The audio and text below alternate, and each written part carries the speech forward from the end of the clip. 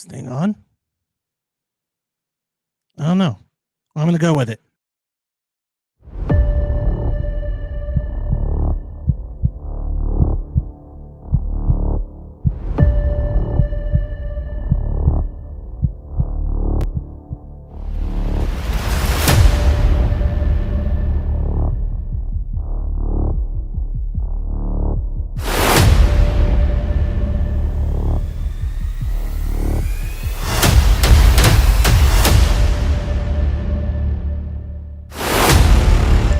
Hey, what's up? It's me, Animal. Only on Animal Expedition Files. See you there.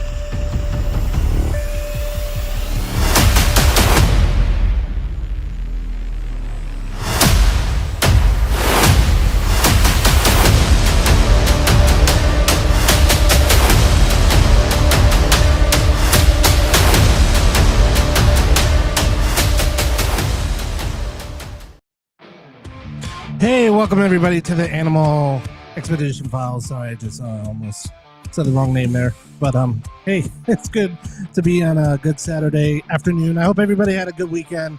It is Saturday, 8 p.m. Eastern Time. I have an amazing guest.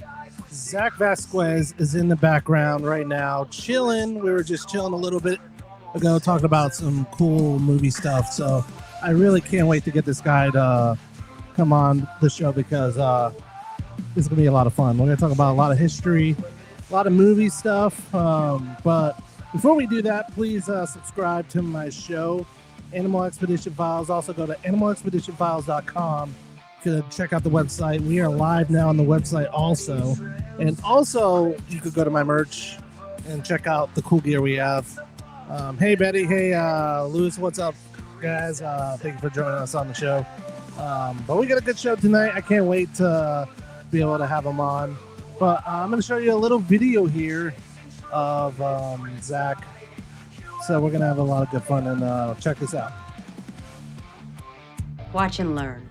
The key is to treat them like you would a wild animal, respecting the danger but recognizing that they're beneath you and that they serve a purpose. For example, this one will provide information. Tell me everything you know about Stefan Salvatore, or I'll send you to hell for eternity. Barking up the wrong vampire there, sister. Stefan's antisocial. Not many friends. Actually, no friends at all. But I hear he's a very handsome and charming brother. You might want to talk to him. Yeah, stupid brother. Seems foolish of you to come back here. I know, right? To be honest, I'm not that brave. I did have a shockingly effective ally tell me that you were here.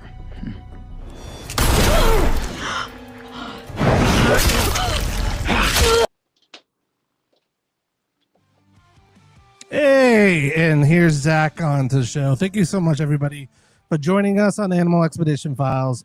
We have Zach Vazquez here live on Animal Expedition Files, and I'm so excited about this because I've been looking forward to this all day and tonight, so it's finally here. So what's up, brother? How's it going? Dude, man, I'm happy to be here. That was a fun clip watching that. That was a blast from the past. Wow, we had a good time on that set. Man, just the way that guy went through him and just like stabbed the person, I was like, yeah. I love movie magic. I know we're going to be talking a lot about movie magic, how it happens and all the cool, just the stuff that goes through, with making a movie. But tell me a little bit about you, man.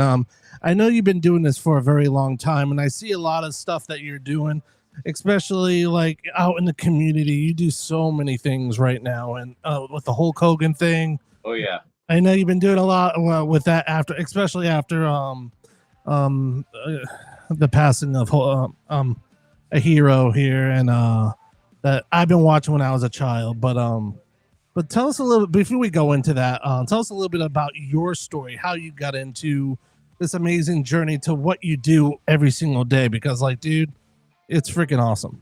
Thank you. So basically, I was a big gym guy, going through high school and then college, and from that I transitioned into fitness modeling and swimwear modeling. And then from that, I was able to get some movie roles and stuff based on my look. And I was like, what if I actually took some acting training and tried to apply that so I can audition for speaking roles? So it's kind of like entertainment's been my thing my whole life, and it's like they call it MTA, model turned actor. So I still do modeling stuff here and there, but honestly, it got boring after a while. I'm a storyteller, so I like to be on a camera and some kind of role and putting some kind of film together, a story, and that's why I feel like I'm really at my best. That's awesome, man. Yeah, it's man, it's especially the videos. Some of the videos I've been seeing, like just the roles you have, and also I've been reading a little bit that you were in like in Baywatch with The Rock. I saw a picture of you just behind the Rock. I was like, how did I even see this guy? The Rock's so freaking big. I know. I'm like, it's funny because when I was filming that, I was like, all I see is The Rock's back. Am I even on camera? And then I saw the edit. I was like, okay, cool. I was like, I guess they had his hitting camera somewhere. And I was like, okay, this guy's like working with that guy. How is it working with him? Like knowing The Rock, like his fame and wrestling and all that stuff. And I know you're a big wrestling fan. Oh yeah. And how was it working with him, especially being a wrestling fan and just be able to be on something so cool? During that time, especially, I mean, this was like 2016. We were filming that. He was pumping out film after film after film after film after film, and appearance and talk show, and then WrestleMania and Dallas. And I mean, the guy was just nonstop, waking up early in the morning, going to the gym. I mean, that was about the same time that he started his Under Armour line as well. So the guy just had a million things going on, and it's like being around somebody like that. His work ethic is infectious with everybody. Like he brings out the best in everybody there. So like that whole like tagline that he had, hardest worker in the room, there's a reason he came up with that, because I mean, the guy doesn't stop. It's unbelievable. Like the energy and the motivation that guy has. It doesn't matter if he's made 50 blockbuster films and 20 main events and WrestleMania. I mean, the guy he always stays working forward. I think like that whole drive he had from the wrestling business and football before that, I think that helped him in the film industry as well. Yeah, I know. Like I don't know how anybody like just like how do you do it? Like knowing that The Rock goes like crazy, going from place to place. How do you do this? Living this life as a movie actor, writer, director, just trying to be creative. Like, how do you fit all of this in your schedule? Because I know like you guys are like out like 365 days a year, whatever there is a year, and trying to have a normal life and family and all that stuff. Like, how do you fit all this and to eat too? And like, I know me, if I was like doing this like every day, because I'd be like, knowing myself, I love to eat, and I'll be like always at a restaurant. And trying to like worry about my weight and all that stuff. I'd be like, how do you do this? And that was the irony when we were on Baywatch. It's like every day there was like chips and donuts, and it's like, hold up, I'm on this thing for 3 to 4 months. I was starting, the first day on that set was the second week of February. My last day on that set was the last week of May.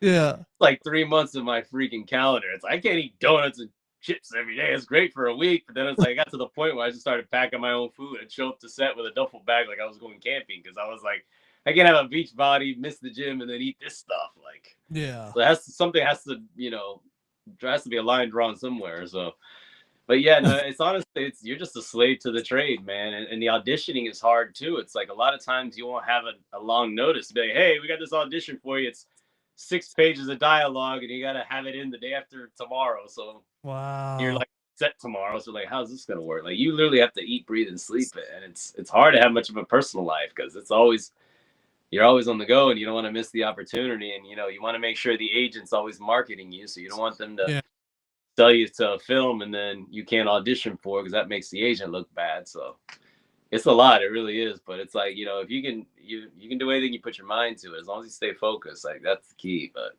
it is not easy. There are long days on sets too. It's rough. I tell people, if you're going to do it, you better really love it, because man, it's going to take a lot of your time and your energy and your willpower. Yeah, I know. I get tired just like looking at something for like a couple hours. And I'm like, how do these guys do it? It like, I applaud you guys for doing this, because like I'm a movie buff. I love movies, and any kind of movie, if it's like out of the movie theaters or if it's just when people are just creating something, it's just a really beautiful thing. And like for this you were talking about trying out for parts and stuff like that. Like, what is the whole process of trying out for a movie? Like, say, like someone wanted to like be in a movie. Like, what would the process be, and how hard would it be? Well, I think the first thing you would want to do is, take acting classes, because that helps you land an agent. The agent sees, okay, this guy's spending time and money going to his class every week. Obviously, he cares about this and he's professional and it's something that he wants to do. So if he wants to do it, he has a chance to be successful at it. So then they're going to represent you, because a lot of these auditions you can't get unless you have an agent. So the agent has to set up that opportunity, especially like the bigger productions and the mainstream TV shows and stuff. Yeah. Is it hard to like get on like a big role like Baywatch and stuff like that? Like, the bigger the role, is it the hardest to get onto? Yeah, because those are the more competitive ones. So you think of something that's like a main TV show, like you figure everybody in LA is auditioning for that. It's like, you're LA, you're competing with an entire city. It's not just a local acting community. Like, now, since the pandemic, it's been good for me, because before the pandemic, before there was remote working, you had to actually live in LA. Like, no LA agent would represent you unless you were there. But now, because technology's taken over, working remotely and all that stuff, I'm blessed that I have representation out there. So I only have to go out there if it's for the job, obviously, but maybe a callback. So it helps keep the world smaller than what it was before that. So that's pretty much the good thing that came out of COVID. Is like everybody was forced to distance themselves, and the online auditions became a big thing. That's crazy, man. For old school casting directors that were like, nope, we're gonna do a cattle call. We need 300 people to come through this door. But that made everybody come to terms and modernize themselves. That's crazy. It must be like a battle too. It's like, it must be really hard, because you're going against like 20 or 50, probably more than that, but like hundreds of people, and you're like doing a role that's who knows what it is, what role you're doing, and you're like, I better get this role because I need that dough. It's kind of like that, probably, in that process. A lot of times it's like, I tell people, it's almost like buying a lottery ticket. You buy your lottery ticket. If you win, great, but you're not expecting to win. You're like, okay, I move on to the next one. If they call me, great, but if not, what's the next? What's next? Always.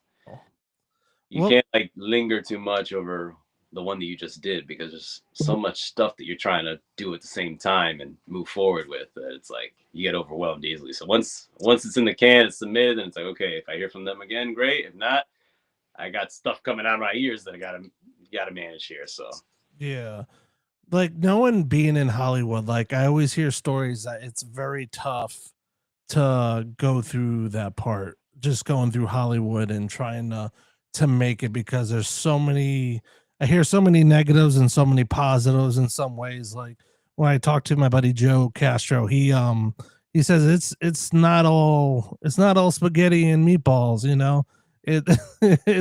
it's really tough, because there's could be people there that will tear you apart, and some people that won't help you at all. Have you ever been through like storms like that in the movie industry?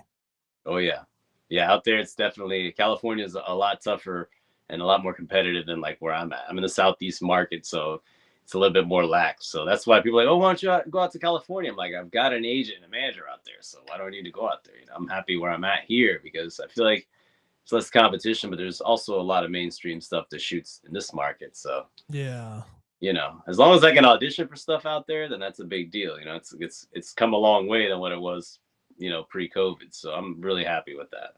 Wow. Louis said, I remember Zach was in Pain and Gain with Mark Wahlberg and yeah. I was there for 3 days, man, and that was called playing a Sun Gym employee. Oh wow! So I mean, I was an extra. I was in one of the scenes where Mark Wahlberg's training the girl on the leg curl machine. I'm back there polishing up that machine, and that was funny, because it was like, you had the prop weights on set. So I'm there like, hey man, get a behind the scenes video of me benching 5 plates on each side, because they're like styrofoam, what they look like. That was a really fun set to be on. That was the first film I ever did with The Rock, so that was really cool. And my first day on set for that film, because they filmed in Miami, it was the day after he wrestled John Cena the first time in WrestleMania 28 in Miami. So it was like, I went to that pay-per-view. Here I am as a fan in the stands, and the next day I'm on a set with him. It's kind of crazy, Did you ever get to speaking about Dwayne Johnson? Did you ever get to mess with him like around, like just hang out and stuff and shoot the shit just with him about wrestling and stuff? It's funny because the rule on set is you don't talk to them unless they talk to you first, because you're trying. I really didn't understand this until I started taking acting classes, started doing speaking roles. When I was just back, I was like, hey, now I understand because I know what they're going through. You have to put your mind in a certain place and make sure your lines are on point and all that and stay in your zone. Yeah. So, you might see him 20 days in a row and never actually speak to him. So this particular day on set, it was the day that they were doing the Baywatch lifeguard tryout scene where he comes in and presents the tryouts for the lifeguards. They're setting up the scene. The crew's out there, getting all the set ready. And I'm talking to one of the other lifeguards about how tired I was. I was like, yeah, I drove up from Florida and no sleep. And thank God for this pre-workout because this gets me through the whole day, blah, blah, blah, blah. And the Rock sitting in front of us was back to us. All of a sudden he turns around. He's like, what pre-workout is that? I was like, oh, it's the stuff. So that broke the ice. And we're talking about pre-workout and driving up from Florida because obviously he's from Florida. So he knows the grind, with the wrestling industry. We used to drive from town to town everywhere. And we're talking about all this stuff. This was like a good, probably 20 minutes we were talking.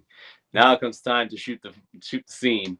And I had never seen him mess up or fumble any lines in anything ever. I'd worked with him on Pain and Gain, on Ballers, and I had been on scenes with him on Baywatch before this particular day. I had never seen him botch anything at all until that, after we had yapped for a good 20 minutes. But I mean, he's the one that spoke to me first, so I was like, "Yep, might have been our fault," but it was funny. That's what happens. That's why, as an actor, it's like they always tell you that, and that's a perfect example because I've never seen him mess up on anything. I mean, he's The Rock. He goes into the ring in front of 60,000 people and just, he's not never searching for lines. Oh man, he would make up lines like they said he would make up lines out of nowhere. That's why he had like people laugh at him and stuff. Yeah, he's the king of improv. So it was like, holy cow. It's like we definitely threw him off of the Baywatch tryout speech talking about pre-workout and traveling and wrestling and living in Florida. But really cool, dude. It was cool for him to like be down to earth like that, That had to be a cool moment just to be able to hang out with him. And then he's strict on his meal prep too. So every 2 hours we gotta stop because the Rock's gotta get his meal in, He had one weird thing. He would have tequila and he would have like a hot dog, but it wasn't like hot dog meat, it was like something else. Yeah. Kind of other meat. I can't remember what it was. It was weird. Dude. I was like, holy crap. But he he has like a whole freaking gym at his house. And he's got a guy on his team. He's like the designated backpack guy. This is what he does. He has a backpack. He's always close to him with his little Tupperware meals in the backpack. And I think that's where they came up with that in the Jumanji film, where they had the joke about the backpack guy. It had to be from that reference because he literally has a backpack guy on his team that's in charge of his meal prep. Oh man, if I had that, it'd be like Wings or Taco Bell or something. It's like a clock on a timer. It's like, yo, gotta get a meal in, guys. All right. Yeah, like give me my tacos, guy with the backpack. Yeah, it takes a lot of discipline, man, to be on a meal prep like that and on a set because you're on always a 12 to 14-hour day. It never fails. I remember the average day on that shoot. We got there like 6:30 in the morning. We never got out of there before 8 or 8:30 at night. It was wow. I have PTSD from going to the beach after that experience. You're like, I'm not going to the beach after that. And it was a Georgia beach. It wasn't like a Florida beach. So you would get eaten alive by these sand gnats till about 10 a.m. And then after that, it would go away and the bright sun would come in. So you had to deal with that heat. And then it would get cooler again later at night because our first week on set in Georgia was the second week of March. So that was like in the prime of spring break. So we had all these spring breakers there wanting to see The Rock and Zac Efron and police everywhere. And the beaches were coned off. And it was like, I've never been on any set that was like that public. It was pretty hectic, but it was a really cool experience because people were like, yeah, cheering. I forgot Zach was in that movie. Yeah. And it was funny. One day on that set, the security, I guess he played a joke on somebody. He's like, here comes Zach. Here comes Zach. Everybody gets excited. It was like, wait a minute, that's not Zach. Well, his name's Zach too. Like, sorry. They were messing around. No, they messed with Zac Efron too, because one day they were like, Zach, we need you in your lifeguard tower. We need you in your lifeguard towers. So all of a sudden, Zac Efron comes running out of his tent, like, not you, you're Brody. Zach's the other guy. He's like, how many freaking lifeguards named Zach do we have here? That was really funny. I was like, sorry. Man, Baywatch, man. I remember when the old Baywatch, what was it, Pamela Anderson and I was a big fan, man, growing up watching that series. So when I got the opportunity for that, I was like, hell yeah. To have that on my resume is freaking awesome, man. dude, yeah, because you think about it, like Pam Anderson and the guy from Knight Rider, Yep, David Hasselhoff, the Hoff. David Hasselhoff, and all those like great actors that were And on. everybody was always doing a cameo in it. All the stars of the night, like Randy Savage was in an episode, Ric Flair, wow. Hogan. Everybody would show up on that show. Damn. It was like The Simpsons almost. I always have like cameos from people. Wow. Now, speaking about wrestling, I know we're talking a little bit about it. Tell us a little bit about your history with the Hogan place, because I know you've been doing some events over there, holding a wrestling belt, and I saw a couple of pictures with you at Hogan. Tell us a little bit about what's going on there. So basically, I live in Tampa Bay, which does Hulk Hogan and the Hogans, and he's got a bar there called Restaurant Bar. It's like a touristy place called Hogan's Hangout. So every Monday night from 8 to 11, for about 4 years now, they started doing this karaoke competition. And it was really cool because Hulk Hogan would get on the YouTube and do like a little video. Hey, tonight's main event karaoke, blah, blah, blah, blah. Come on out. Me, Monday nights was always when my acting classes were always on Monday nights. So that's like my time to like work on myself as an entertainer. So I'm like, heck yeah, I'm a freaking wrestling fan. Of course I'm going to go there. So every Monday, I'm not much of a karaoke singer. I'm not a really good singer, but I am an entertainer. So I always, think, what song can I match my outfit to, So I was all into getting into the wardrobe and doing a whole presentation to try to compensate for not being a great singer. But Bar would find it really amusing because, it's a tourist trap and that's what it comes down to is entertainment. So I got to win 9 championship belts total there doing that, because every Monday night they award 2 championship belts to the 2 most entertaining or best singers or whatever. And and he was there and he was part of the presentation. Like he was the host and he would award the belts and give away free drinks to the whole bar. And damn, so cool. It was such a cool thing and jam-packed every Monday night, 300 people strong. So wow, they still doing that after his passing? Yeah, now they're going to continue doing it in his honor because that was his favorite night of the week. Who would have known that Hulk Hogan was such a karaoke buff? But I guess when they first announced it, I'm like, told my friends, like, we better go because this might only last a month or 2, and I don't want to miss out. 3.5 years later, every Monday, like he's got to like karaoke to have done it so consistently. Man. But it got to the point where we got to know each other after doing this for so long that they knew that I was an actor and that I'm an entertainer. So it got to the point where they had me help them host the show from time to time. I was a guest host. So the main host is the son, Nick Hogan. So, whenever he wasn't available, to say, hey, Zach, would you mind hosting karaoke with my dad? I'm like, are you kidding me? Of course. This is like, in the gym inspired me as a kid. So wow, really cool. And, I always did the costuming and stuff and people loved it. It's really great to see that it's continuing. Have you ever tried to wrestle at all? Like try out to be a wrestler? The wrestling was a lot different when I would have gone into it. It was still all about being the big dude. Now they're more athletic. So now I'm like, if it was like this 20 years ago, I would have been all on board for going into it, Like I'm gonna pull a hip or something like that. It was like, I'm not gonna, you gotta be like 6'3", freaking 250, like. And I don't know how these guys do it because, like, like Big Show, Andre the Giant, all these big dudes, and man, it's I can't remember which one it was, but I think it was Big Show. He like choke slammed somebody through the freaking ring.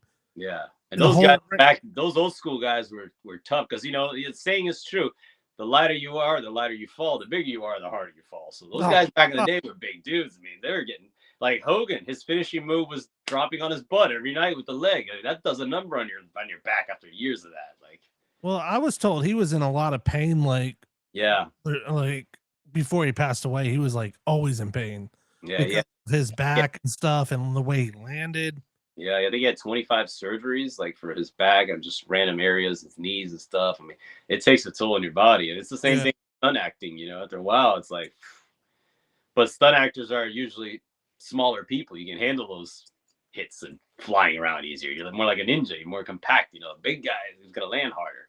Yeah. Definitely takes a toll. And you're talking how many years, especially those old school times when they'd be on the road like 300 days a year.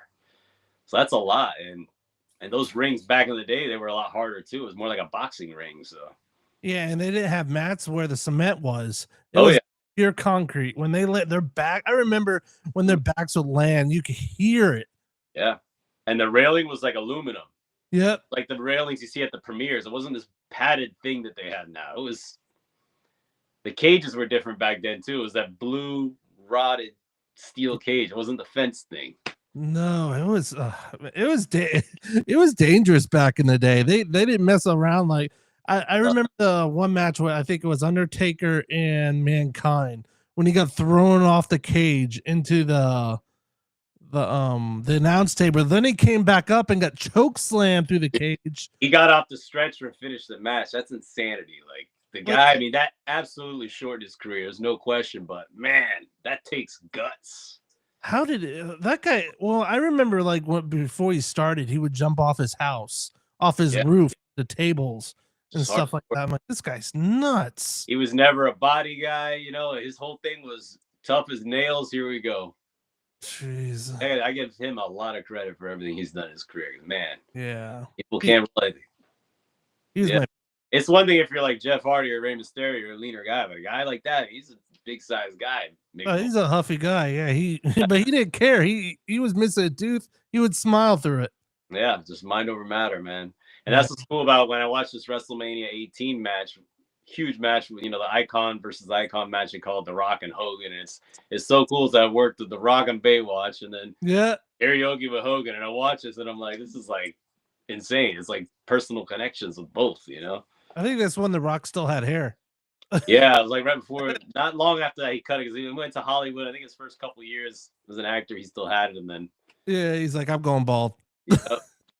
Easier to maintain, I guess, right? Oh man, it's crazy. That had to be real fun to hang out with these guys. That'd be really cool. You know, these are the guys I grew up watching. I grew up a big wrestling fan, so it got me into the gym, and then from the gym, I was able to get into the modeling and stuff. So it's like everything started with being a fan of that, though. So yeah, speaking about modeling, how did you? What made you want to get into modeling? You know, I went to there's this. Well, you're from the area, so you're probably familiar with it. There's Ybor City. Mm-hmm. They have like an event, a Halloween event called Guavaween every year, which is basically like the Mardi Gras. Yep. Yeah, it's not as big as Gasparilla, but it's like the Halloween version of it. So back in the day, it's like I would just graduated high school. I was like 18. I just turned 18 maybe like 3 months earlier. Yeah. So walking around, you know, out there, no shirt on, hey, with beads, doing all that. And I had a random time. Hey, have you ever thought about doing swimwear or fitness model? You have a good physique. I was like, I never thought about it. You want to take some test shots? Yeah, sure. I had braces at the time. So it's funny because like the first year or two I was doing any kind of athletic modeling, I always had braces. So I'd like hide my face, you know? Yeah. Or keep my mouth shut in a lot of those shots. But man, I know. Funny how that happens. It's not like I said, hey, I want to go be a model. You know? No. I know if it was me dressed in a Sasquatch suit or something like that. Yeah, you know. Like, take this shot. You just never know. You know, you never know who you're going to come across. And it's the same thing when you're on a set. You know, it's like people like, especially like that's why like people say, oh, I won't do background. But I say do background. It's not something you should put on your resume maybe. But I would do it just so you meet people because everybody just does it. That's why it's called extra. It's extra work. Keep your dates booked. But you never know who you're going to meet there. And then that person, you know, you network with them, you give me a business card, that leads to another opportunity, and everybody collaborates. And that's what I like about being on the set is everybody's an artist collaborating to tell the story. And it's a lot of like-minded people. Wow. Whether you're on camera or behind the camera. That's why a lot of these people that are on camera, they're good directors and vice versa because they understand both sides of the camera. Man. And I think that's important. I've never done any kind of directing, but I can see how that would help you tremendously on camera. Oh yeah, especially knowing just making a movie is just probably, I'm sure the work just behind the scenes and all that to put a movie together is probably a lot of work in itself. Yeah, especially the crew, man. Those guys work their butts off. Like, I give them a lot of credit.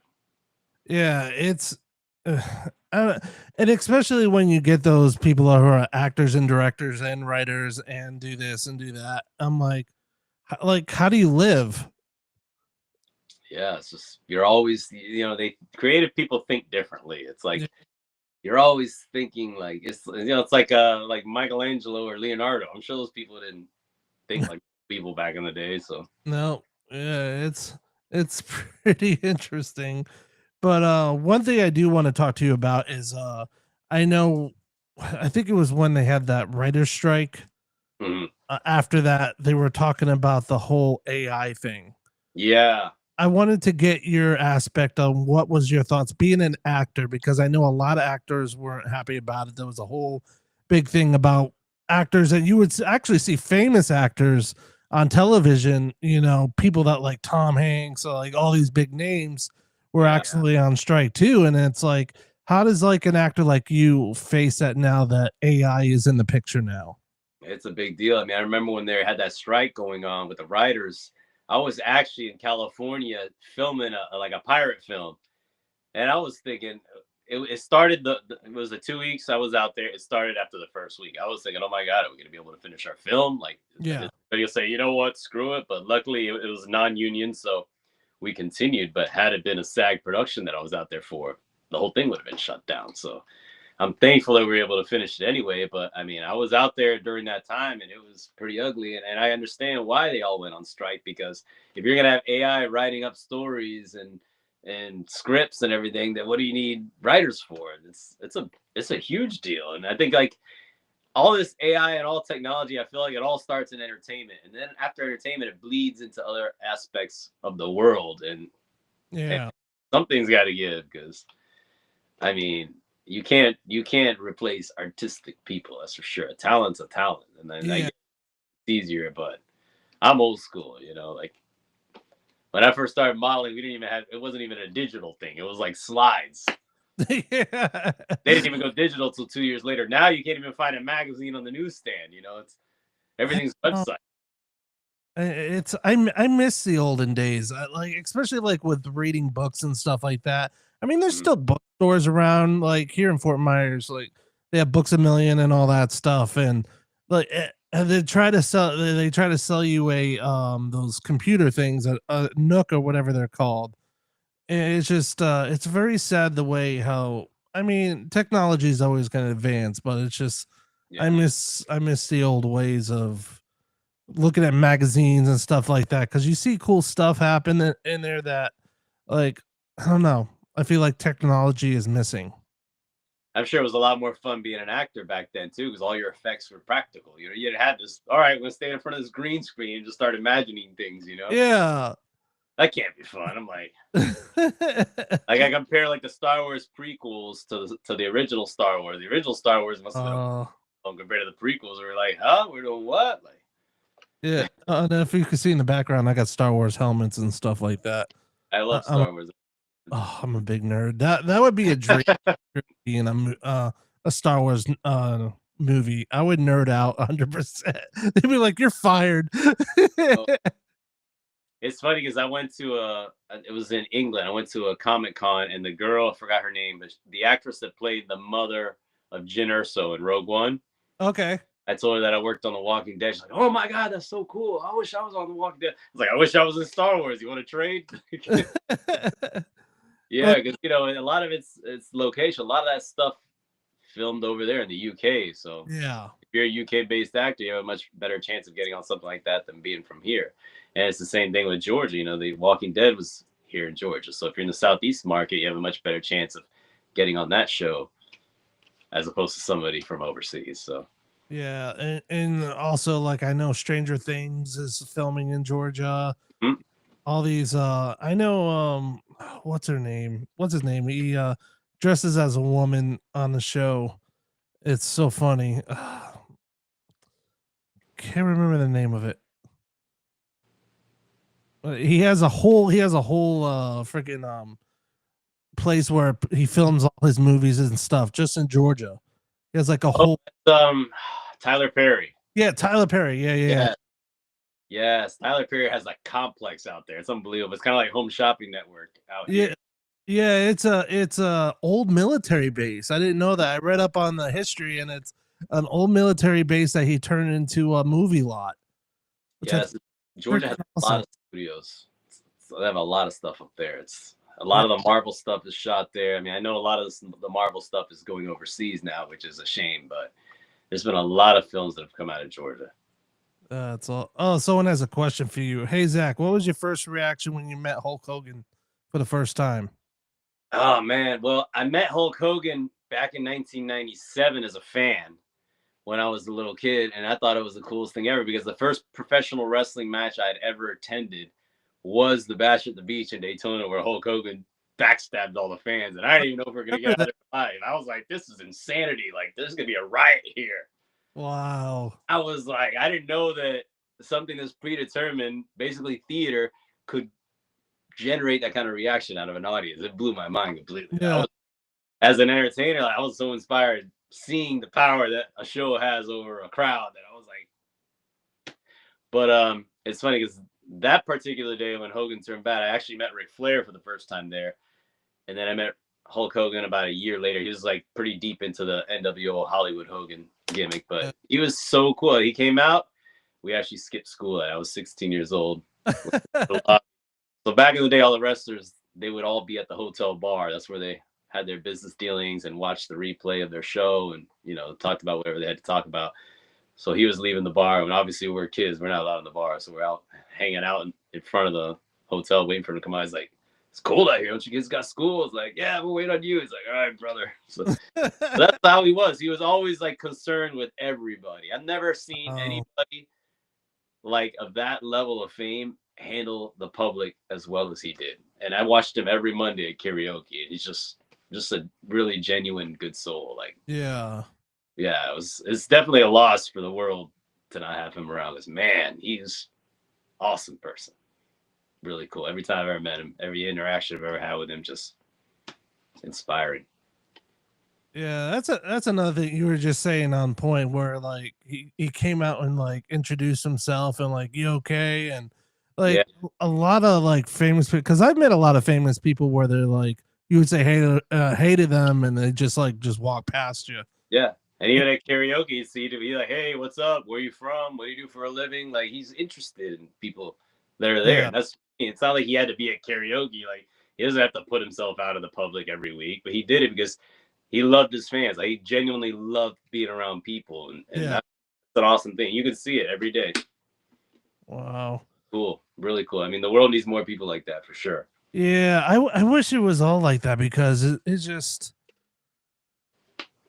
I think they would get more of a fan base. I feel like if they would just talk more to the fans, because like I said, like the people I talked to when I was in a band, I toured around with this other band, and I was like, oh man, he's such a great singer, a great band and stuff. And I was like, hey, what's up? Oh, hi, like, and just walk past you. Like, I'm like, well, that was a douche thing to do. And I'm Yeah, like, you would think like you worked so hard, you worked your ass off to get to where you're at, and these people are so proud of you, and you would think like, oh, thank you so much for supporting me, blah blah blah blah. Like it's I don't know, it's so crazy. yeah. Nowadays, everybody's got a camera in their phone, so I feel like nowadays you think they would be like, "Hey, let me like be more family friendly, more people friendly," because I don't know, I don't want to get bad feedback or bad PR. So, Yeah, yeah, but I get it. Not everybody can be chipper 24/7. It's hard yeah, to do that, and it always depends too on what's going on in their life and catching them in the wrong moment. yeah. Now speaking about like films, ever since COVID, the movie industry has changed a lot. Mhm. Especially like movie theaters and stuff like that, and now everything's like on the television and streaming and YouTube and stuff like that. Do you think what is your thoughts about the future of the movie industry? Because I feel like now everybody's making a movie now, like Yeah, that's not Paramount, not these big companies conglomerate. What's your thoughts about that? yeah. I mean, it's a lot easier to do films now that are seen because if everything's going to streaming anyway, you don't have to have a big theater run and stuff to get. Yeah, So on that side, it's good, but on the bad side, I'm old school. I like theater runs and I like premieres and I like movie theaters. It's not the same watching something at home streaming as it is being in the theater, getting the whole. Oh yeah, It's not getting even close. So popcorn. I feel like people are starting to lose the full potential that a film has by sitting at home and just streaming it when, movies are made to be seen in the theater. Get Yep. the wow, submerge yourself in the film. And I feel like we're losing a lot of that because people aren't going to theaters like they were. No, and I think COVID did that too. Ever since COVID, now they're like, oh, now since we could like save money, it's really sad because the movie experience going with your family, paying $20, whatever it is, and getting popcorn and soda and the whole thing, the event, Yeah, it was like a whole event and it was just family fun and you had laughs and talks about it after the movies and like it was an experience of a lifetime and now it's like you can't do that. I mean you could do it, but I feel like now in the future, I feel like it's just gonna die down completely because of the way how like YouTube and like I said, all that stuff is out now and people are doing their own things. I'm just wondering like is Paramount gonna just instead of do movie theaters, go to like places like Paramount, go to those kind of platforms. Yeah, it's just crazy because all these YouTubers are just killing it, and that was never a thing before.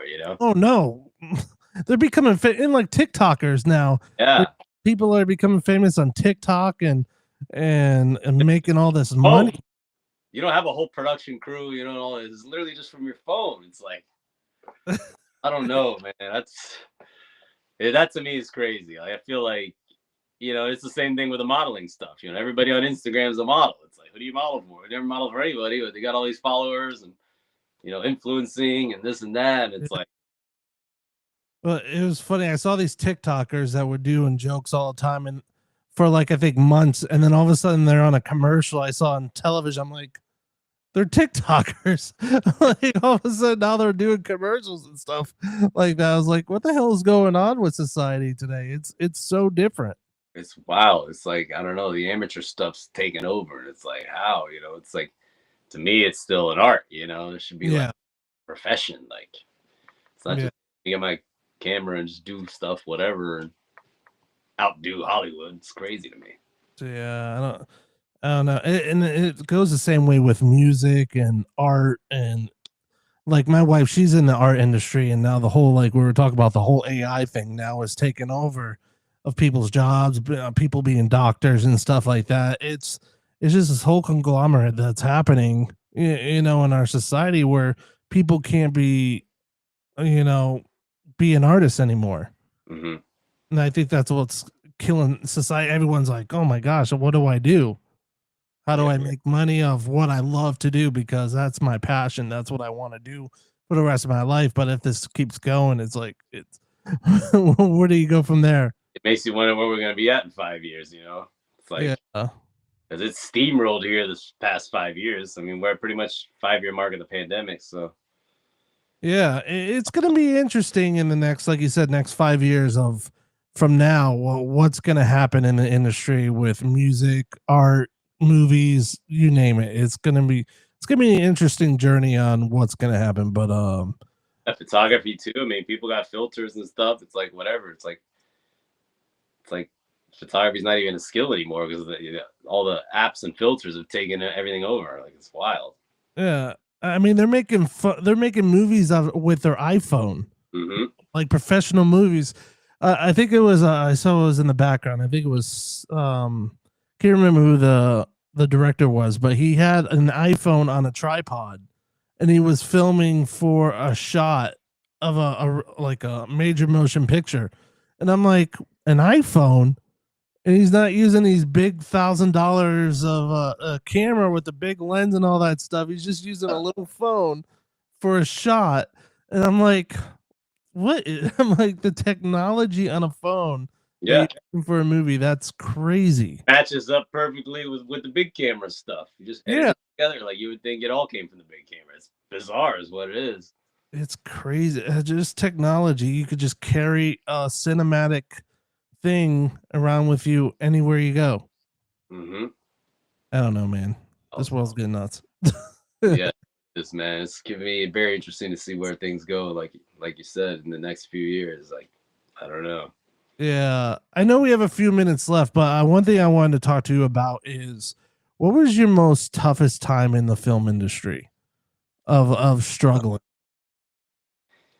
Man, just rejection in general. You know, it's like if you go a long period auditioning and you don't book anything, it's like it's demoralizing after a while. You know, it's like you'd be like 0 for 20 on auditions. It's like, how much more are we gonna do here? You know, and, like, Yeah, it's hard sometimes to constantly stay positive and be like, okay, not even The Rock's gonna get every one of these roles. You know, some roles are better for you and some aren't. So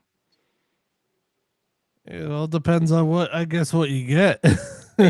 like a lot of times I see it as like, okay, I don't know if I'm really good for that role, but I'm gonna do it anyway. I'm gonna treat it as an exercise, as if I was in like my acting class. Yeah, And at least that way I'm keeping my skills sharp. I'm making my agent happy because he's not marketing me and me flaking on an opportunity. So it shows yeah, my skill. The good thing too is the casting director sees your work. So after a while, if the casting director's cast 5 films and you've auditioned 5 times for 5 different roles, they start remembering you, and then they start keeping you in mind, and they see that you're motivated, they see your discipline, and all that shows your work ethic. And at the end of the day, if they know, hey, we got this film, I want to work with people that are driven, I want to work with people that are motivated, I want to work with people that make this easier, because it's not easy at all. It's long days. yeah. It's hard a lot of times. So a lot of times when they see that resilience, that goes a long way as well. But you just have to believe in yourself. That's the bottom Mhm. line. So that's the hardest part, honestly, is the auditioning stuff, because there's nothing natural about it too. Like, I'm here reading a scene, I'm in front of a ring light and a freaking curtain. There's nothing natural about this. Versus No, there if I was isn't. on set booking it, I'd be in the bar with the 2 friends instead of like looking at the lamp. That's friend number 1. Looking at the TV's friend number 2, and I'm just like being blinded by this light. You know, Man, you can get the audition, then once you get to set, it's a lot easier. So it's like, okay, but that's definitely the hardest part for sure. yeah, it must be hard just being like you said, a green screen and 2 ring lights, like just like talking to somebody and acting. Yeah, Like that must be hard because I know the atmosphere is a lot different than when you go on set. Because when you're on set, you have things all around you. You could like, oh my gosh, I could act to this thing. I could act to this. I'm not, and like when you audition, you're acting to nothing. yeah, you're looking at your scene partner eye to eye, Yeah, making that chemistry. You're not looking at a freaking iPhone with a light around it. There's just nothing natural about it. You feel like you're sitting in a police jail being interrogated, you know? yeah. But it's supposed to be a romantic scene, so you're like, okay, let me snap into it. But it's Uh, way less challenging once you're on the set and booking it. But they have to see your work, so you have to get to that point somehow. And let that's me let me ask you a question. Talk about romantic scenes. Have you ever done a romantic scene? oh yeah. How Done a hard couple is where it? it's funny because the first time I ever kissed someone on camera, I wasn't aware that you weren't supposed to put the tongue in. You're just supposed to go mouth to mouth, and that's it. So I stupid ass, you know. I'm like, yeah, let's make this as real as possible. I'm always like trying to make it real, because the more real it is to me, the less acting I'm doing. It's more reacting. So by the 3rd take, the girl's like, "Yo, give me less tongue." I was like, "Oh, my bad." And then after the fact, somebody told me, "Yeah, you're not supposed." I was like, "My bad." Probably should ask first, but it was funny though. Oh man. That's what you call on the job training. Like how weird is it? Is it very embarrassing? Because you got probably like crews looking at you and everybody like Yeah, I just mean, you're in front of everybody, so you have to like tune everybody out. All that has to be tuned out. Don't ever look at the camera. Like, you have to tune the camera out. Like, I'm so trained to tune the camera out and not look at it. yeah. Once in a blue moon, they tell you, no, we want you to say it to the camera. I'm like, what? Say it to the camera? Like, I'm so used to like, oh, there's a camera, avoiding it by all means necessary, that now I have to look at it. Like, feels super weird. Like, some people can't help but look at the camera, but you know, you never want to look at the camera because that ruins the whole take. So I'd be trying not to laugh the whole time if they made me like kiss them. I'd be like, yeah. that would be so hard to do. Sometimes you slip, and you know, there's like that's the blooper reels, you know, something happens. You know, but always like I said, like I was saying, like before The Rock turned around and started talking to us, you're always like, zoned out, prepare and staying in your mode, keeping your lines fresh. That way, when you're on there and you go action, boom, you rock it. Because I don't want to be that guy that doesn't know his lines or messes up the take. But I got 50 crew people here starving because they should have been to lunch 30 minutes ago, and this guy can't get his lines in, so we all got to wait even longer, you know? Yeah, that got to be hard. A little bit of that pressure gives you a kick in the butt. It's like, well, let me not be that guy, you know? It's a good kind of pressure, though, you know? Oh dang! Oh man, that has to be interesting. Is there anything going on that's coming up, like movies that you're allowed to talk about, or anything shows? Or I've got 2 films coming up. I've got actually 3 films I'm doing from now to the end of the year. Next week I'm going to Louisiana. There's a production company called the Mahal Empire, and this will be their final film. So they do independent horror movies, slashers, different themes. So next week I'll be going to Louisiana. We're filming at a National Guard training facility, military base, and it's called Apex Predators Club. So I'm excited for that one. Should be a really action-y slasher type film. you're not gonna get killed in this one, are you? I guess let's just say a prayer. Hope I actually survive for once, but that'll be the next one. And then I've got this film called Soldier's Descent coming up in November, and it's going to be an interesting take on a military like PTSD and stuff. So that's going to be kind of dark, but it's a situation that needs to be addressed with soldiers and PTSD. So it's going to have a good message. I think there's a lot of ex-military and veterans that are behind it. So that'll be in North Carolina in November. And I have a film called Blood Money that we shot last year that we've got to go back in and do a couple reshoots for. So it's going to be getting back in that mode when I tune myself out. If he's like, all right, we're wrapped, we're good, on to the next film. Like, no, we got to come back. And what do you mean we got to come back? So so that was filmed a year ago. Now you got to do some reshoots. Yep, we got about 3 days worth of filming. We had to add a couple extra scenes and reshoot a couple, so that'll be a challenge. But oh man, and you got to remember some stuff and lines and yep. So that's what acting is. You know, you're dabbling into different modes, different characters all the time, and what matters is getting it done. Yeah. Man, Zach, this is such an awesome night, man. Thank you so much. Thank you for having me. This is great, man. I love talking about entertainment in general. Like, you cut me, I bleed entertainment. It doesn't matter if it's on stage in front of a live audience, in karaoke, or on a set. Like, that's what I do. That's awesome. Well, after we go off the air, we'll usually talk a couple of minutes before we go off. But before we leave on air, give people a couple of pointers on before we go on how like if they want to continue with acting or how can they start from there. I know we talked about a little bit. I know there's some new people that are coming on, but like give them a little like wisdom of to be an actor if that's where they want to go. I would say make sure you love it, and you know, if you love it, then you're going to be good at it, and if you believe it and see it, you can achieve it. But the biggest thing is applying yourself and just practicing it, because it is a tough craft, and the more you do it, the better you're at it, and the more natural it comes off. Wow, that's awesome, brother. Heck yeah. Number one thing. Heck yeah, it makes me want to be an actor. Oh man, because there's a role for everybody. Nobody can say I'm too old or I'm too skinny or I'm too young. Like, no, there's a role for everybody out there, and that's the good thing about acting. It's different than modeling. Yeah. Heck yeah, brother. Oh man, that was such a fun time. Thank you so much for telling everybody and me myself just your passion on what you do and everything. I can't wait to see further on what you do, you know, in the future. Hopefully in the next 5 years things won't change, but we'll find out. But dude, keep it trucking, man. Keep acting, keep doing what you do. Thank you. And in the meantime, if anybody wants to karaoke, we do it Monday nights at Hogan's Hangout, 8 to 11. I might have to come out there. Try yourself for a belt, man. Hey. If nothing else, we're working on our entertainment skills here, you know? Awesome, man. Well, hey, everybody. Thank you so much for joining us on Animal Expedition Files tonight on a Saturday. So I hope everybody has a good weekend, and I will see you again Wednesday. Absolutely. Thank you so much. Peace. Pleasure.